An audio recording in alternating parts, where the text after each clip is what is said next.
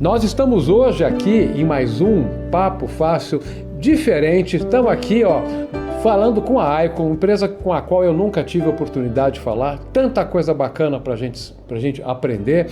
A gente está com o Thiago Felipe, que ele é CEO da Icon, e com o Alexandre Conceição, que é CTO da empresa. Obrigado pela oportunidade, a gente poder conversar. Muita coisa, como eu disse, para a gente dividir aqui hoje, não é isso? Obrigado pela participação de vocês. Obrigado, Xandó. Prazer estar aqui com você. Vamos explorar bastante tema interessante hoje aqui. Prazer é todo nosso. Espero ser convidado mais vezes, hein? Não. Pois é, isso se for bom e será, com certeza isso vai acontecer, pode ter certeza. Segurança, aliás, quem assiste meu canal sabe, eu sou fissurado em temas de segurança. Às vezes dá arrepios quando a gente conversa a respeito, mas faz parte e a gente vai voltar a falar assim. Bom, em primeiro lugar, eu queria pedir para que a gente conversasse um pouco, começar com você, Thiago, para a gente falar um pouco da origem da empresa, né? Quem é a Icon, quando ela foi fundada, se ela é brasileira, multinacional, enfim, o contexto da empresa, porque tem tanta coisa para a gente comentar. Por favor. Legal, Xandó. A Icon é uma empresa 100% brasileira, uma empresa de mais de 12 anos de mercado, que atua também 100% na área de cybersecurity. Nossa proposta de valor passa por trazer soluções dos Estados Unidos, de Israel e da Europa para o Brasil. É um trabalho de curadoria nosso, tanto técnico quanto até financeiro, de entender o que tem lá fora, entender o que tem, né, que encaixa no mercado brasileiro. Isso a gente faz constantemente, a gente tem acesso aos principais hubs de cibersegurança dessas regiões e constantemente a gente escuta o cliente, vê o que está doendo, né, quais são as demandas, olha lá para fora, vê o que está surgindo e entende o que pode ser trazido. Isso não só é um trabalho aí de 4 mãos, né, mas é uma construção que a gente vem fazendo já há muito tempo. Como a empresa tem mais de 12 anos, a gente já tem um processo interno muito forte, uma curadoria em cima disso. Trazer uma solução de fora é um trabalho grande, embora não pareça. A gente é um hub de cibersegurança, então significa que a gente tem que ter um leque de ofertas grande. A gente tem que, claro, não dá para cobrir tudo em cybersecurity, seria uma proposição quase que impossível e utópica, mas a gente tenta ter um leque muito grande para os clientes e canais que a gente tem no Brasil. Então significa, é como se você fosse num restaurante, né? A gente tem que ter opção para todo mundo. Se você quer uma dieta keto, vegano, se você quer comer carne e peixe, a gente tem que ter isso. Então isso facilita para os canais e para os nossos clientes, porque, né, é quase que um one-stop shop. Numa conversa com a gente identificando os gaps a serem preenchidos, a gente consegue trabalhar junto com os canais e os clientes. Isso facilita de diversas formas. Primeiro, você tem um ponto focal, ou seja, você tem uma empresa que você pode puxar a orelha ou cobrar quando você tem alguma demanda ou algum problema. Segundo, que a gente faz também um trabalho muito forte de engenharia financeira para viabilizar soluções que, porventura, não seriam viáveis no Brasil. Tá? Não preciso explicar para ninguém que, né, nossa moeda é relativamente desvalorizada versus as outras. O poder aquisitivo nosso, né, do mundo empresarial é inferior a mercados como EMEA e Estados Unidos. Então, existe um trabalho nosso, não só pessoal ou interpessoal, com os fabricantes, de conscientizar eles da realidade do Brasil, dizer, olha, a gente vai abrir um mercado para vocês, que vocês não teriam possibilidade de atuar diretamente, até por questões de falta de conhecimento, falta de experiência no mercado brasileiro, coisa que a gente tem, e muitas vezes também por questão de custo. Né? Uma empresa que pensa em dólares, que tem custos em dólares, né? Quando olha para o Brasil com a nossa moeda desvalorizada, com um mercado que não é tão grande quanto os Estados Unidos, pode não fazer sentido convencer o board de que, né? Agora, com a gente, com a nossa proposta de valor para os fabricantes, e eu brinco sempre que é a coisa do ovo à galinha, né? A gente tem o nosso lado com os fabricantes e tem o nosso lado com os canais dos clientes. Então, para eles, é muito mais simples. Eles fazem o onboarding com a gente. A nossa proposta de valor é ter todo o trabalho de começo a fim no Brasil, feito pela Icon, em língua local, em moeda local, tropicalizar essa oferta para o mercado brasileiro, né? E ter isso a um custo viável. Então existe esse trabalho não só de curadoria técnica, mas também de curadoria financeira, da gente conseguir viabilizar isso para o mercado. Eu achei muito interessante, você usou o termo, isso também está em material escrito que eu li sobre a empresa, o termo Hub de Inteligência de Cybersecurity.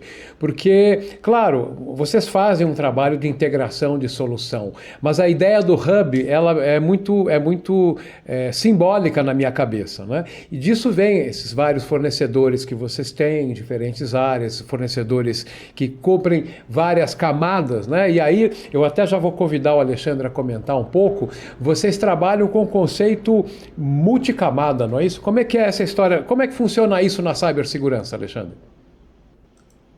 Quando a gente olha para a cibersegurança, né, existem muitas coisas que você pode fazer. E o dinheiro, o budget das empresas não é infinito, né? Não dá para comprar tudo que o mercado oferece. Então a gente tem um approach de trabalhar em camadas, né? Então, assim como a gente até brinca, né, em algumas apresentações que a gente faz para os clientes, né, que a cebola tem várias camadas. Assim como a cebola, a cibersegurança tem várias camadas.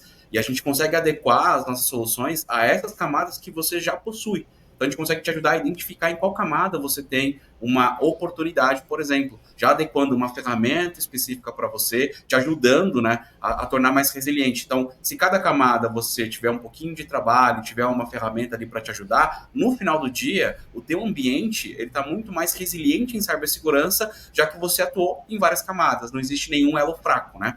E o Thiago até comentou que a gente é igual quase um restaurante, né? Que você pede um prato lá e tem vários tipos de prato. Mas um detalhe importante que pouca gente faz é a gente come esses pratos também antes de oferecer para o cliente. Para que a gente possa saber o gosto tá bom, vai descer bem, o que vai harmonizar com esse prato. A gente faz isso para a cibersegurança. Então, é entender o momento do cliente e oferecer uma solução que de fato, né, traga retorno do investimento. Que quando a gente fala de comprar solução e etc., você já olha aqui com aquele mau olho assim do tipo, nossa, eu vou gastar rios de dinheiro. Então, a nossa ideia é te ajudar, inclusive, a usar a ferramenta, para que você veja esse retorno financeiro de fato acontecendo, né?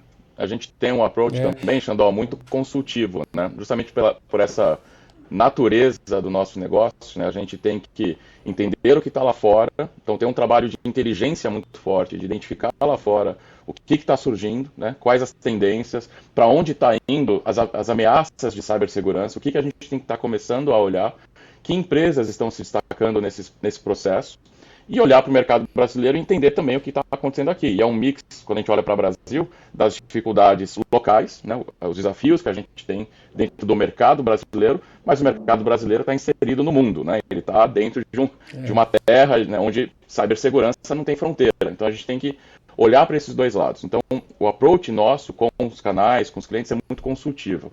A gente não faz, jamais fará, nunca fez. O Alexandre fala isso sempre, né? A gente não faz empurra-terapia, a gente não vai vender nada que não vai, de fato, resolver o problema do cliente. E a gente tem também, pensando como negócio, como a gente tem uma oferta abrangente, não precisa fazer empurra-terapia. Alguma coisa do portfólio vai resolver alguma dor iminente, uma dor forte nos clientes. Então, por isso o hub, por isso, para canais, por exemplo, que a gente trabalha muito forte, né, de norte a sul, eles têm a vantagem de ter um ponto focal com a gente, né, um menu grande de soluções, todo o treinamento em português, todo o material técnico em português, certificações em português, ou seja, esse onboarding, esse enablement dos canais é muito rápido. E ele tem um ponto focal. Ao invés de ele ter que trabalhar com 5, 10 soluções de países diferentes, lidar com a parte de tributação, emissão de dinheiro para fora, as invoices, enfim, né, toda essa parte complicada e ainda provavelmente não conseguir ser competitivo no mercado, porque o fabricante lá fora vai mandar o preço padrão dele sem nenhum choro. O nosso trabalho, além dessa parte de negociação forte, é uma engenharia financeira por trás de muitas vezes bancar esse custo prévio para poder chegar na ponta com um custo infinitamente inferior ao que o fabricante ofereceria normalmente. Isso acontece com frequência, tá? Empresas muitas vezes acessam o fabricante, por exemplo, nos Estados Unidos e recebem uma cotação 1,5 vezes, 2,5 vezes mais alta do que a nossa proposta. Pô, como que a gente faz isso? Porque existe esse trabalho por trás, né, na retaguarda. Não, perfeito. Bom, isso que você falou é muito importante, o acesso às informações, documentação, suporte nível 1, 2 e 3 em português, a engenharia financeira, enfim, você está falando, vocês estão me contando algo que realmente é diferente. E aí eu te pergunto, Tiago, isso de certa forma são os motivadores de um crescimento formidável no ano passado? Vocês tiveram um número extremamente desejável. Quem não gostaria de crescer o que vocês cresceram, né? Comenta um pouco sobre isso. Não, com certeza. É um alinhamento de fatores, né, Xandó? Acho que nada tem uma resposta única, mas eu acho que é primeiro a nossa capacidade de ouvir o mercado, né? Acho que isso é uma coisa que a gente faz muito, é uma coisa da cultura, a gente está sempre junto com os clientes e os canais, ouvindo o que está acontecendo, e de novo, a gente não faz e não precisa fazer empurroterapia, então a ideia é ouvir. A partir do momento que você escuta, que você está junto, que você constrói uma parceria com canais e clientes benéfica para todo mundo, né, é ganha-ganha. Então isso gera um efeito, né, cascata interessante. Então a gente tem tido todos os anos um crescimento expressivo, importante até em todos os segmentos de mercado e tamanhos de empresa. Como o portfólio é extenso, a gente consegue atuar em clientes de 50, 100 funcionários, até clientes com 150 mil usuários com facilidade. A gente tem ofertas para todo tamanho e nível de maturidade em cibersegurança. Então, aquela empresa que está começando, que porventura tem 1, 2, 3 pessoas na TI e precisa começar a fazer os trabalhos e muitas vezes até não sabe nem por onde começar, e aí vem o Hub de inteligência, a gente faz essa assessoria, essa consultoria de entender, me diz onde você está, de onde vamos começar e vamos construindo junto, né, essa cebola, né, da cibersegurança. Bom, eu queria fazer um gancho aqui, um outro assunto que me capturou bastante a minha atenção. Vocês têm um portfólio aí de diversos fornecedores, alguns deles inclusive exclusivos, né? Talvez brevemente o Alexandre possa comentar isso, mas eu sei que um desses fornecedores de vocês, um dos parceiros, fez uma pesquisa extremamente importante em relação ao que torna o CISO e o CIO satisfeito ou feliz nos dias de hoje, né? Então, convidar o Alexandre a fazer um comentário sobre isso, porque essa pesquisa por si só, cada tópico dela daria uma conversa separada. Então vamos tentar falar um pouquinho sobre isso. Ela é super importante, né? Principalmente para quem quer se antecipar ao que acontece no mercado, né? Já que ela colhe aí de vários lugares diferentes, com vários níveis diferentes de profissionais, de vários nichos de empresas diferentes também, uma experiência que eles tiveram, né? Então tem algumas coisas que são muito importantes, mas uma coisa que eles comentam muito, né, que deixou o pessoal feliz, foi comentar qual foi a postura de segurança que eles tomaram, né, que melhorou a segurança da organização, né? O que aconteceu que fez esse resultado expressivo para eles, né? E se você olhar na pesquisa, 65% do pessoal respondeu de que a equipe de TI é mais experiente ou mais qualificada, né? Então, a gente vê que isso veio crescendo, né? A área de cibersegurança ganhou essa relevância, né? Ganhou esse aporte de ferramentas e de pessoal. Hoje em dia a gente fala muito mais disso do que antigamente, né? Antigamente era, é uma parte de TI, é um firewall que você coloca, e hoje não, é um pessoal especializado e qualificado. E isso foi o resultado que impactou positivamente na pesquisa, né? Para que eles tivessem um maior sucesso, né? Então, quando a gente fala assim, olha, o que eu poderia fazer, que já deu certo, né, segundo a pesquisa aí, para melhorar essa satisfação em cibersegurança e minha postura, é qualificar o pessoal. E aí, de novo, entra o que a gente sempre apresenta, né? Eu não quero só te vender uma solução, eu quero te mostrar como ela funciona, eu quero que você tenha retorno sobre ela, porque a gente acredita fielmente de que se você investe em uma ferramenta, você precisa colher os frutos, né? Então, assim como você planta uma árvore, né, a gente quer que você, no final do dia, tenha um fruto para ser colhido. Isso só é possível se você tiver um pessoal de TI que possa te ajudar. E aí a gente tem duas vantagens. Nós oferecemos os treinamentos, como o Thiago citou, tanto para os, vamos dizer, parceiros de negócio que a gente tem, quanto para os clientes, e isso faz com que eles ganhem uma alavancagem na hora de utilizar a ferramenta, já que ele já começa nela com uma certa expertise, né? Indo de encontro com o que a pesquisa trouxe para a gente. Isso é bem interessante. Eu achei muito relevante ao saber que a pesquisa reuniu 1.610 líderes de TI né, de 103 países, sendo 23 empresas entrevistadas foram no Brasil. Enfim, um universo bastante relevante. E eu vou passar aqui por 2 pontos. Você já citou um dos pontos, mas eu vou visitar 2 conclusões dessa pesquisa que me parece muito importante. Primeiro, parece que as empresas, quando escolhem nuvem ou on-premise, às vezes pensam, têm a ilusão de que a segurança na nuvem é absoluta, é diferente, e aparentemente o grau de incidentes, etc., é meio parecido, né? Então, como é que é isso? Eu costumo falar, até nas apresentações que a gente faz, né, que existe um grande falso positivo em relação à adoção de cloud. Todo mundo quer ir para o cloud, acha lindo e maravilhoso, e de fato, um dos caminhos aí para a infraestrutura, né, é ir para o cloud, né, a gente acredita que isso vai ser híbrido, e até a pesquisa mostra um pouco disso, né, que o pessoal está indo nesse caminho de ter um ambiente on-premise e cloud, mas qual é o falso positivo? Eu comprei Google, comprei Amazon, comprei, sei lá, o Oracle Cloud. Esses caras investem milhões de dólares por ano em cibersegurança. O que eu preciso fazer? Nada. Quando, na verdade, né, a responsabilidade do cloud ela é co-compartilhada. Então, do fornecedor de cloud é manter o uptime de 99%, é fornecer o serviço com excelência para você. Qual é a sua? Não deixar nenhuma porta aberta, não cometer nenhum erro que possa colocar o seu cloud em risco, né? Então, a gente até tem ferramentas, por exemplo, focadas só em cloud, que a gente chama de SSPM, né? Que é postura aí, gerenciamento de segurança para cloud. Isso é super importante. E a gente vê muito pouca gente, pelo menos, né, no ambiente corporativo, falando disso. A gente até viu isso começar agora. Mas, por exemplo, nós adicionamos esse tipo de ferramenta no nosso cloud, no nosso portfólio, desculpa, há 2 anos atrás. Né? E o pessoal está comentando disso agora. Então, isso também ajuda no nosso resultado expressivo que você comentou lá no começo.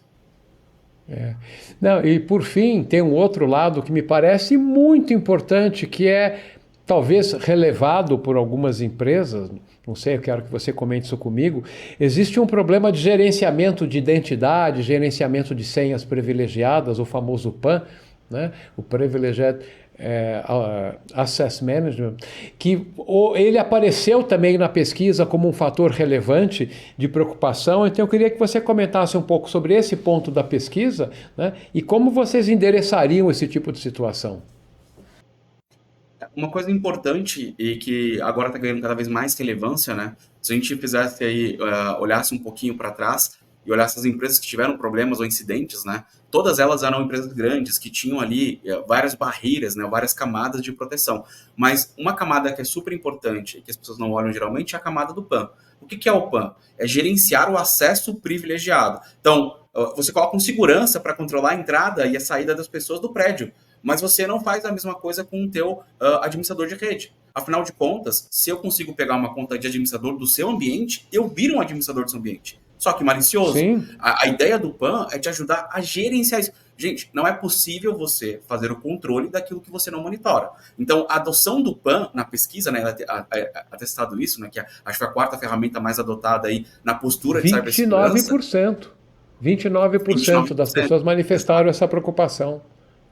Exato. E assim, é uma tendência que está em crescimento. Se você olhar a pesquisa do ano anterior, ela veio crescendo a adoção do PAN. Então a ideia é, eu tenho administradores, eles são super importantes, eles são a chave do cofre. Eu preciso olhar para eles com carinho maior. E aí, no nosso portfólio, a gente tem várias ferramentas que ajudariam. Mas eu poderia citar uma, por exemplo, que é a do próprio PAN, que a gente chama de NPS, a gente colocou esse apelido carinhoso nela, né? Em que, assim, só para dar um efeito comparativo, em comparação com outras ferramentas de mercado, a gente consegue fazer a instalação da ferramenta em 30 minutos.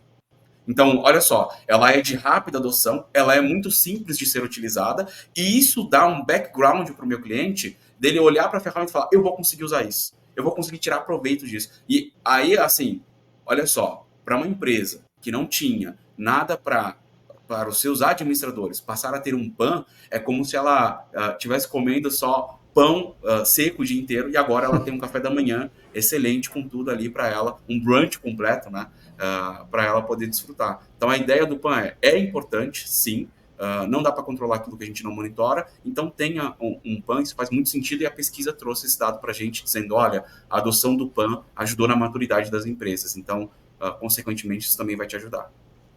É. Bom, poderia fazer diversas analogias, mas me ocorreu uma enquanto você falava. Se existe uma vulnerabilidade, alguém pula a janela do quarto de uma casa, se a porta que está nesse quarto para o resto da casa não está trancada, você dá acesso para a pessoa invadir a casa inteira. Vale essa analogia? Vale, vale, vale.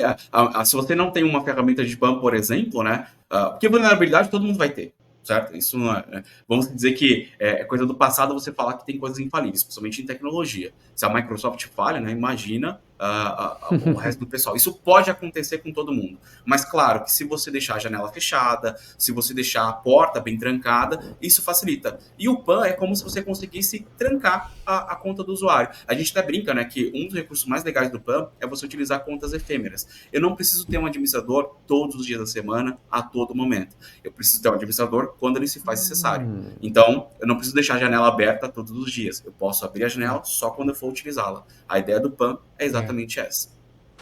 Puxa vida, olha, o nosso tempo já foi. Eu sabia que isso ia acontecer. Eu adoro conversar sobre cibersegurança, dá os arrepios que eu falei, mas se tem um ponto que eu preciso tocar antes da gente terminar, eu vou perguntar para você, Thiago, o seguinte: sei que por conta dessa estrutura tão bem dimensionada, bem construída aí pela Icon, vocês têm aí perspectivas de um crescimento muito bacana.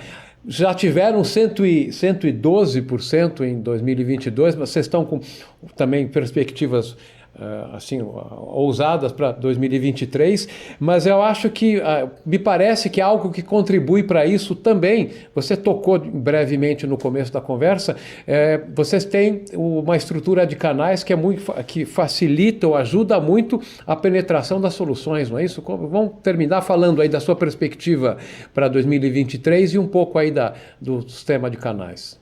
Não, perfeito. Xandó, acho que para a gente, como eu comentei no início, né, o grande foco nosso está na tecnologia, está nessa curadoria da tecnologia.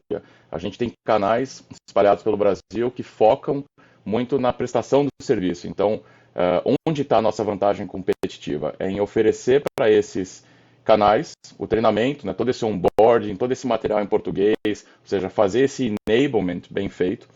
Então, para a gente, né, ver esses canais crescendo é o maior orgulho que a gente tem. Ano passado, boa parte desse crescimento foi feito dessa forma. A gente acredita que para esse ano e o ano que vem vai ser, né, da mesma forma. E dentro da estrutura da Icon, a gente está melhorando os processos, mudando uma série de coisas para cada vez mais ser mais eficiente, né, nesse trabalho junto com os canais. A gente não é um parceiro que deixa o canal solto. Como a gente, de novo, tem esse approach de consultoria, a gente está junto dos canais o tempo todo, né? Muitas vezes em reuniões, em treinamentos, na certificação, na demo, na POC, né, junto com o cliente, a gente está junto sempre, né? Então, para a gente, acho que é um caminho muito claro. Os canais que já estão com a gente estão tendo um sucesso expressivo, né, com as ofertas. Por quê? De novo, a gente traz o que o mercado, o que os clientes estão precisando, a gente trabalha de uma forma coesa, eficiente, a gente não faz empurroterapia, a gente está junto com o canal e com o cliente nas dores. Cibersegurança é um tema crítico em qualquer estrutura, em qualquer empresa, independente do tamanho. Então, se você não trabalhar, né, se o cliente não tiver segurança, confiança em quem está fornecendo a segurança para ele, pegando as analogias que a gente está colocando, é a mesma coisa. Se é um restaurante, confiar que você não vai ter intoxicação. Se é uma empresa de segurança física, confiar que essa empresa está pondo profissionais, né, bons, que não são maliciosos, qualificados, que sabem agir no momento de emergência. Cibersegurança é um mercado que nem seguro, né? Você torce para não precisar, vamos colocar assim, mas é inevitável que um dia você vai precisar, um dia algum incidente vai acontecer, alguma emergência vai acontecer, é da natureza, não é demérito para ninguém, né? Uma empresa ser atacada, alguma coisa acontecer, é do jogo, a gente sabe, mas o importante para canais e clientes é trabalhar com parceiros que estão junto e que sabem responder no momento de emergência e que tem ownership, né? Quando a coisa acontece. Fala, legal, aconteceu, vamos junto resolver, vamos junto apagar esse incêndio, né? E a gente tem uma postura, Xandó, também dentro da Icon, muito de simplicidade, tá? O nosso programa de canais é muito simples, como eu falei, a gente trabalha junto, então os canais que estão interessados em trabalhar com a gente, eu faço aqui o convite de contactar e entender um pouco mais como esse trabalho é feito, para ver se, obviamente, faz sentido, né, fazer uma parceria com a gente. Puxa vida, fantástico. O nosso tempo estourou mais do que deveria. Eu previa que isso poderia acontecer, né? Quero agradecer muito a participação de vocês. Quem sabe numa próxima vez a gente possa sentar em uma mesa, tomar um café junto pessoalmente, gravar um papo fácil presencial, né? Vamos ter essa oportunidade e com certeza a gente vai repetir porque assuntos em segurança sempre tem. Super obrigado, Thiago, super obrigado, Alexandre. Obrigado, Xandó. O convite seu vai ser atendido, não precisa fazer 2 vezes. Estaremos aí para tomar um café com você em breve. Obrigado pelo convite. Só tenho a agradecer, né? Infelizmente eu falo muito também, então peço desculpas aí se falei demais. Mas não, o convite está feito, Xandó. É só você aceitar, a gente toma um cafezinho junto, porque cibersegurança também é um assunto que me apetece muito. Então, passo o dia inteiro falando, se deixar. Obrigado. Para conversar na mesa do bar, também isso. É isso aí. Super, super obrigado. Esse foi mais um Papo Fácil aqui com a Icon, com o Thiago Felipe, CEO da empresa, e o Alexandre Conceição, CTO. Obrigado. Até a próxima vez, que não demore muito. Até lá. Obrigado, Xandó.